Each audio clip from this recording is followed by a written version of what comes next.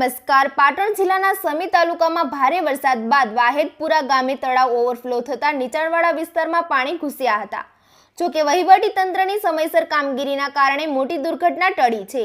અસરગ્રસ્ત 80 જેટલા લોકોને તાત્કાલિક સુરક્ષિત સ્થળે ખસેડી નવીન વાહેદપુરા પ્રાથમિક શાળામાં આશ્રય આપવામાં આવ્યો છે, જ્યાં રહેવા, જમવા અને તબીબી સારવાર સહિતની તમામ જરૂરી વ્યવસ્થા કરવામાં આવી છે. તાલુકા પંચાયત પ્રમુખ અનિલ હેરમા, સમી પોલીસ સ્ટેશનના પીઆઈ આર મોડિયા, મામલતદાર અને તાલુકા વિકાસ અધિકારી સહિતના અધિકારીઓએ સ્થળ પર પહોંચી સ્થિતિની સમીક્ષા કરી છે. પૂર જેવી સ્થિતિ વચ્ચે તંત્ર એલર્ટ મોડમાં રહી સતત રાહત અને બચાવ કામગીરી કરી રહ્યું છે. વધુ સમાચાર માટે જોડાયેલા રહો આરપી ગુજરાત ન્યૂઝ, રાજકોટ.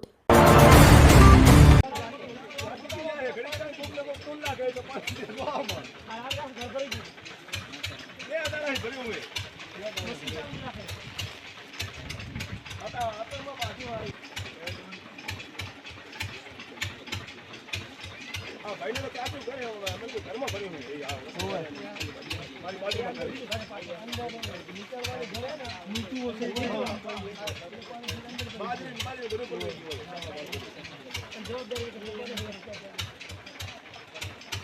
नहीं सामान आप ऊंचू करते हम तो मिल लो भाई तने मिल लो સામાન તો કીધું એમને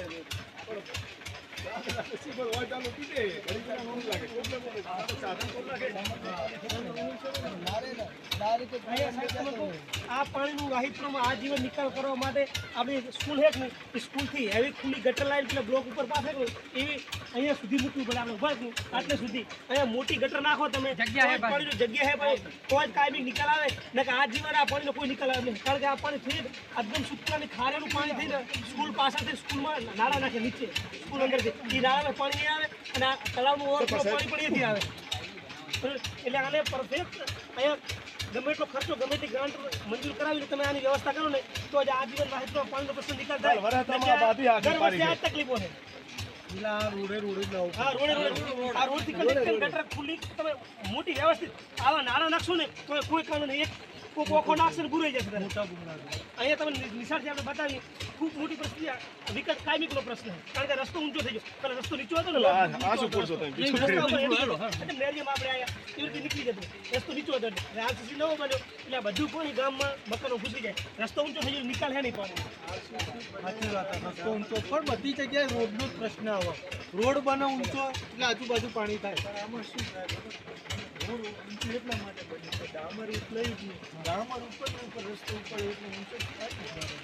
ડામર ખોદ્યું જ જે આપણે હાલ ખોદેલું છે બધું ડાઉન તો તકલીફ વાળી નહીં.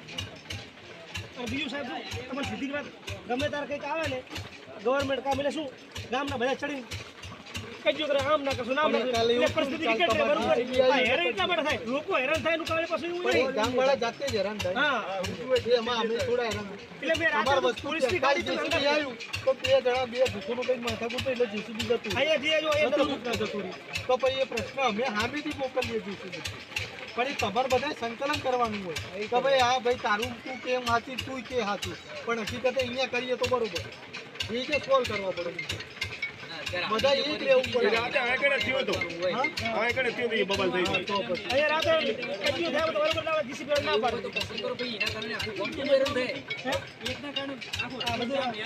રાતે આંધી પાણી આવે ગાતે ગાતા આવે નાચતા આવે આપણે પાણી ગયો ના એને ગારવા દીધો બરો ગાળા દીધો તો પાણી લઈને નીકળી જતો બરો તો પ્રશ્ન સોલ્વ ના થઈ ગયો. તમે સાહેબ ધ્યાન દોરજો કે સારામાં સારી ગટર લાઈન મંજૂર કરાવો. કેવું પડે એટલે ડાયરેક્ટ ગટર લાઈન ઓયથી કરી સ્કૂલની પેલી સાઈડથી એટલે સ્કૂલની પાછળથી બધું જે પાણી આવે ખાલી બધું નીકળી જાય, સીધું નાળમાં નીકળી જાય.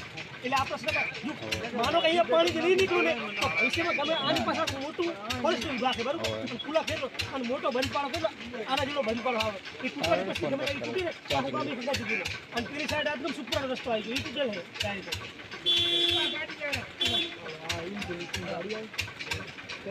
અહીંયા માણસો